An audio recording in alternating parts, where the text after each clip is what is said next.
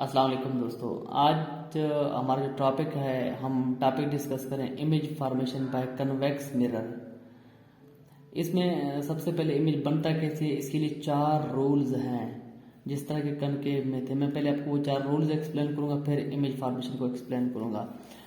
अब आप देखिए, पहला रूल है। पहले रूल में क्या होता है, कहते हैं a ray of light parallel to the principal axis. ये देखिए प्रिंसिपल एक्सिस है, ये रे ऑफ लाइट है, ये दोनों आपस में पैरेलल है, parallel to the principal axis. After reflection, जब ये मिरर से टकरा के रिफ्लेक्ट बैक करता है तो हमें ऐसे महसूस होता है कि फोकस पॉइंट से वापस आ रहा है। अगर इसको पीछे एक्सटेंड करें तो फोकस पैकस फोकस करता है, ठीक है।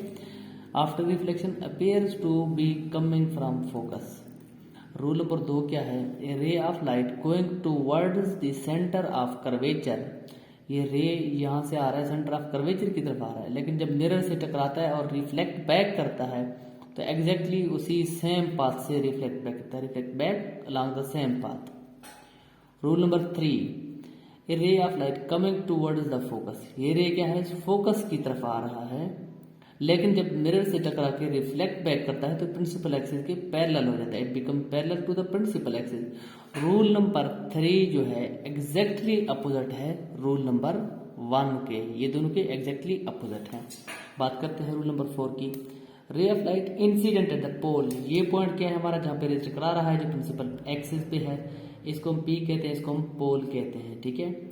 रे ऑफ लाइट आके इंसिडेंट रे टकराता है पोल के ऊपर और रिफ्लेक्ट बैक करता है। कैसे रिफ्लेक्ट, सेम एंगल बनाते हुए रिफ्लेक्ट बैक करता है, ना एंगल छोटा है ना बड़ा है, सेम एंगल पे रिफ्लेक्ट बैक करता है, इसलिए हम कहते हैं angle of incidence is equal to angle of reflection.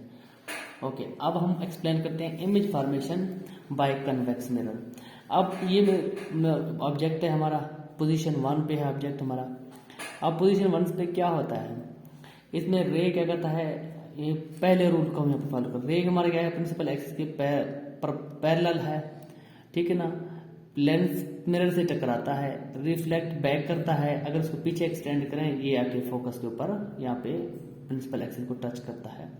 और फिर हम रूल नंबर 2 की बात करते हैं। ये रे हमारा आ रहा है सीधा आके मिरर को टकराता है, फिर सेम पाथ से रिफ्लेक्ट बैक करता है, आप देख सकते हैं। इसको अगर हम पीछे क्या कहता है एक्सटेंड करते, क्या कहता है सेंटर ऑफ कर्वेचर पे आके फोकस करता है। ये अगर इसको क्रॉस कहाँ पे करें, इस पॉइंट पे एक क्रॉस करें, यहाँ पे हमारा इमेज बन रहा है। अब इसकी प्रॉपर्टीज क्या है, ये वर्चुअल है, इरेक्ट की जगह हम कहते हैं ये अपराइट है, ठीक है, वर्चुअल अपराइट। डिमिनिश्ड, ये ऑब्जेक्ट इतना बड़ा है, इमेज इतना छोटा है, डिमिनिश्ड है, छोटा है साइज में।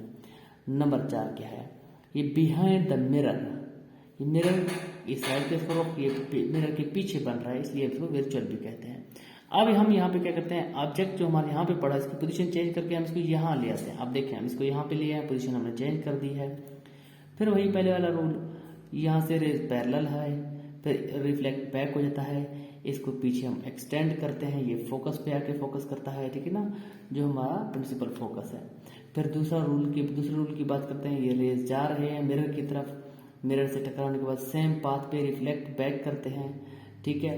अच्छा, रिफ्लेक्ट बैक होने के बाद क्या होता है, इसका ये अगर एक्सटेंड कर दे, सेंटर ऑफ कर्वेचर पे आके फोकस करता है। फिर दोबारा हमारा यहाँ पे इमेज बन रहा है, तो ये इमेज वही प्रॉपर्टी वर्चुअल हो गया, अपराइट हो गया, और जो है ना डिमिनिश्ड है, इन साइज में छोटा है, और बिहाइंड द मिरर। अब मजे की बात है कि यहाँ पे पोजीशन चेंज किया, यहाँ पे पोजीशन चेंज किया, इनकी इमेज की प्रॉपर्टीज में कोई फर्क नहीं है। अब इसको क्यों, अब एक आसान बात क्या बोलते हैं, जब हम कनकेव मिरर की बात करते हैं, कनकेव मिरर, तो इसमें बहुत सारे केसेस हैं, लेकिन कन्वेक्स मिरर में क्या है, बहुत सारे केसेस नहीं हैं। कन्वेक्स मिरर बहुत ज्यादा आसान है। कनकेव मिरर में जब पोजीशन ऑब्जेक्ट का चेंज होता है तो उसमें इमेज की प्रॉपर्टीज चेंज होते हैं, इमेज का साइज चेंज हो जाता है, बहुत सारी चीजें चेंज हो जाती है। लेकिन in case of convex mirror ऐसा नहीं होता, चाहे इससे कोई फर्क नहीं पड़ता कि आपका ऑब्जेक्ट किस पोजीशन पे पड़ा है, उसकी प्रॉपर्टीज वही रहेंगे। अभी भी अगर समझना है तो आप मुझसे क्वेश्चन कर सकते हैं, आप कमेंट करके पूछ सकते हैं। Thank you so much.